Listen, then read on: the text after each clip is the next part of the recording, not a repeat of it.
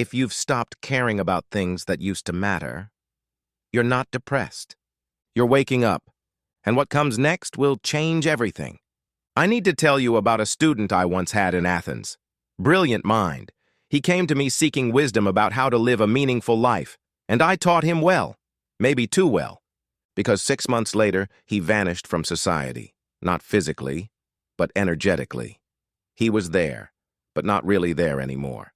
This is happening everywhere right now, and if you've felt that pull to withdraw from the noise, the shallowness, the performance, keep watching, because I'm going to explain the 4 stages of spiritual awakening that nobody warns you about.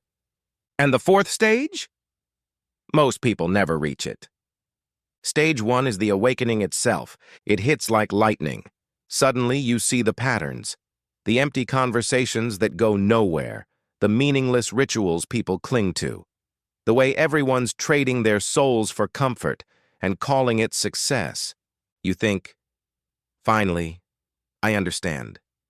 It feels liberating, intoxicating even.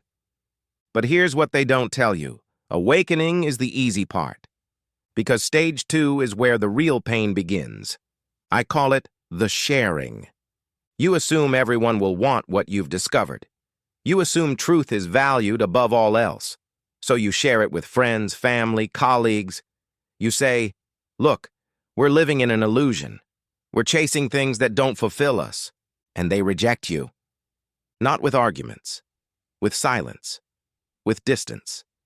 They say, you've changed. You're not fun anymore. You're too deep.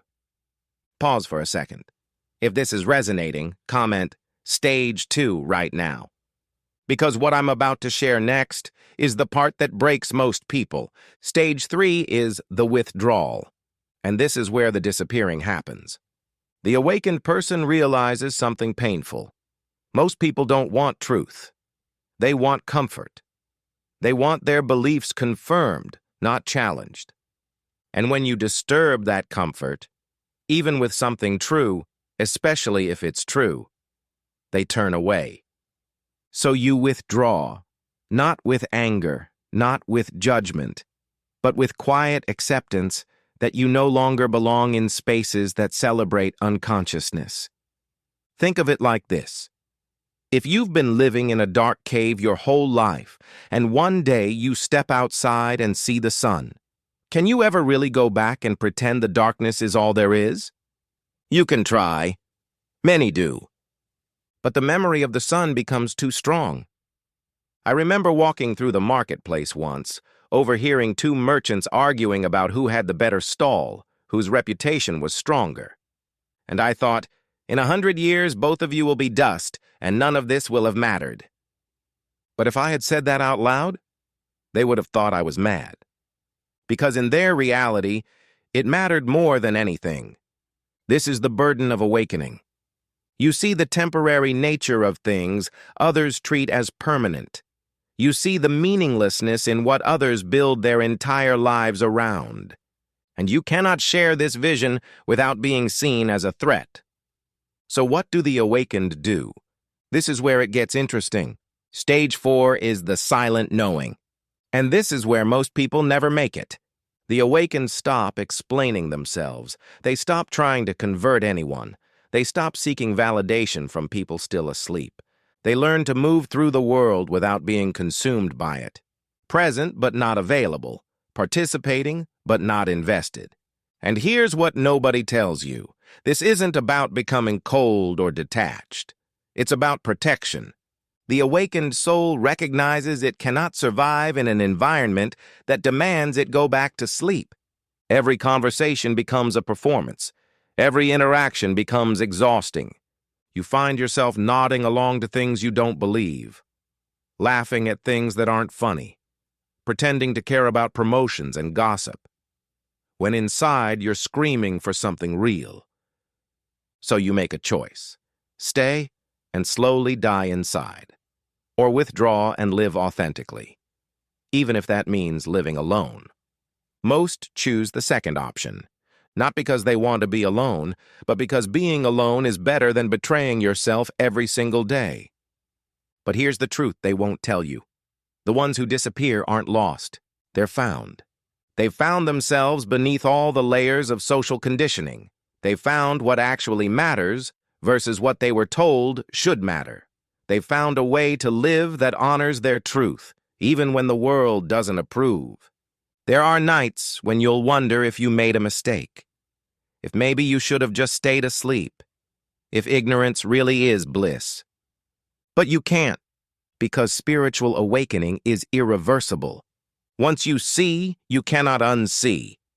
Once you wake up, you cannot force yourself back to sleep.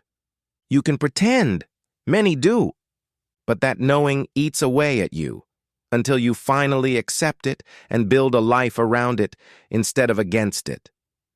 Why are spiritually awake people quietly disappearing? Because society, as it currently exists, is built for sleepers. It rewards those who don't ask deep questions. It punishes those who step outside the boundaries of what's acceptable to think and feel. The system depends on participation. It depends on everyone agreeing that what we're doing matters, that the titles mean something, that the status symbols have value, that the conversations about nothing are worth having. But when someone wakes up spiritually, they see through this agreement. They see it for what it is, a collective dream. And once you see the dream as a dream, you can't unsee it. This withdrawal isn't giving up. It's protection.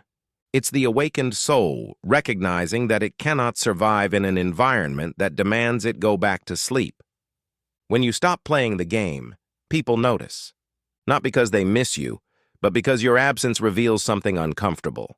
It shows them that the game is optional, and that terrifies them.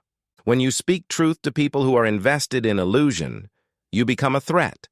Not because you're attacking them, but because your very existence questions the foundation of their reality. You're like a crack in the wall they've built around themselves, and instead of looking through the crack to see what's on the other side, they try to patch it up. They try to get rid of you. And maybe, just maybe, this disappearance isn't an ending, it's a beginning. Not running away from society, but walking toward something new. A community of the conscious that exists in shared understanding. In quiet knowing that passes between people who have both woken up and survived the aftermath. If you're one of them, if you're exhausted from pretending, if you feel that loneliness of seeing what others don't, listen carefully. You're not broken. You're not too sensitive. You're awake. And awakening in a sleeping world will always feel like exile. But exile is not the end of your story. It's the beginning of your truth. The question is not whether you'll disappear. You probably will in some way. The question is what you'll discover in that disappearance. Who you'll become when you're no longer performing for an audience that doesn't understand you. What you'll create when you're finally free from the need to explain yourself to those who are determined not to hear. Comment awake. If this describes where you are right now, and if you want to know what to do when you're the only one who sees the truth, when everyone else is still asleep, I'm creating the next video on exactly that. Hit subscribe so you don't miss it. The spiritually awake are disappearing, but they're not gone. They're out there, living quietly, thinking deeply, building slowly. And when enough of them find each other, when enough of them stop apologizing for their clarity and start honoring it, something new will emerge, not with noise or fanfare, but with the same quiet certainty that marked their disappearance.